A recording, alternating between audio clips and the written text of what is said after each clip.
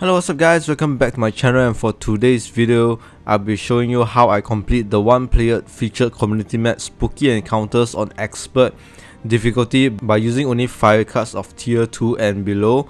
So in the beginning I feel that this might be a little bit hard, especially the boss area, because you only have tier 2 to defeat a really strong Wolf Gazer or like Lost Horror boss. So this would be my method to defeating it. And the good thing about this challenge once again is it's not a speed run, so you can take your time to build up a lot of your tier 2 troops to attack the boss.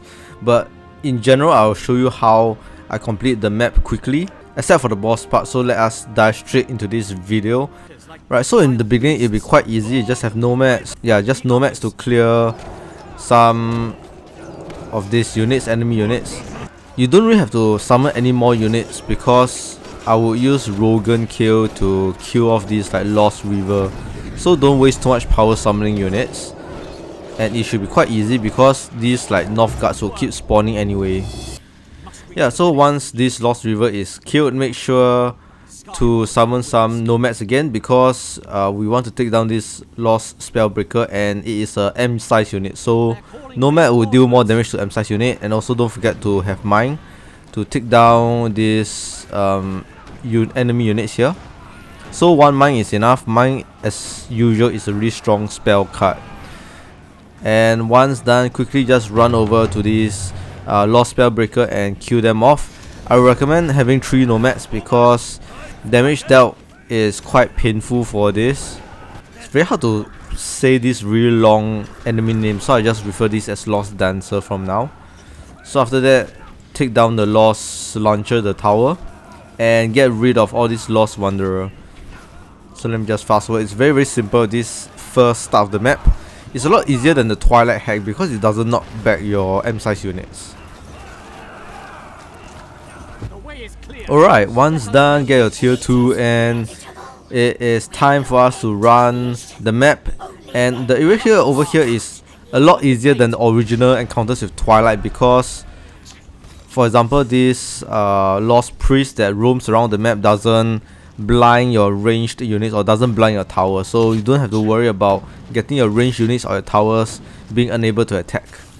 And another thing about this Lost Mana Beast is that it doesn't, compared to the Veil Blood, it doesn't have that poisonous liquid, so when you kill it, it is done completely. There's no damage over time against any of your units following that. So let us continue our match, and we'll have nomads to take down a lot of these M size units. And once you get the power well, build Pyromaniac to establish or push over to establish your ground so that you cover more of your territory. So again, mine to take down these reinforcements, and we'll have Lost Dancers to take down the buildings later on in the game. Alright, so let me just fast forward again. After taking down the building, make sure to get your power wells and have Pyromaniac up. So one Pyromaniac is enough to just destroy or kill off any of the extra spawning units that come, like the Lost Mana Beast and the Lost Priest. As you can see, the Red Affinity one deals a lot of damage, so not to worry. Alright, and once a lot of the units are down, Firedancers up to take down all of these buildings because they have really good siege damage. Don't forget for this Lost like Crawler to run back after they die. They work similarly as the Twilight Slaver. Okay, very easy because of their siege bonuses. Buildings are taken down fairly quickly. So let us continue. A lot of reinforcements, but they are very easy to defeat. Just take up this power well. Once power well up, another Pyromaniac will be up, and we'll build about 3 Pyromaniacs here to establish our defense and lure this like really strong Lost Warlock over. And it will easily destroy the Lost Warlock because we also built some Morklay Traps to sort of like tank some damage and distract the Lost Warlock. So 3 Pyromaniacs over here will be strong enough to take down this really big camp. Not to worry about it. So let me just fast forward once again, and I'll show you my defenses and how we will take down this camp. It's also important for your Firedancers to be ready to take down the spawning camp. Once you aggro, straight away when you aggro units, immediately take down the spawning camp and run back. and escape for your Firedancers. And I have Wildfire to help buff out some of my damage. And as you can see, Morklay Trap also helps to deal a lot of damage to Lost Warlock. And 2 Pyromaniacs still standing. So after that is done, Firedancers again take down the buildings, and I have some Scorchlings set for the fire wormlings that they are unable to be fixed. Really difficult to fix the core issue. So we have Scorchlings as an replacement, and they work fairly well and they look really awesome too. So I am not as disappointed. From here it should be quite easy. Just take down the buildings, and then there will be some units that spawn and kill them off too. Now once that is done, establish your defenses. Build about 4 to 5 Pyromaniacs and about 3 to 4 Blaster Cannons. So the Blaster Cannons will act as the flying anti-air unit that kills off the Lost Dragon. Over here, Lost Dragon. They're not as strong as the Skycatcher, but they are able to disable any abilities or even like range attacks. So that is the one that we'll be wary about. And again, Lost Dancers very horrendous. So I have Sunstriders to get up onto the walls and attack it.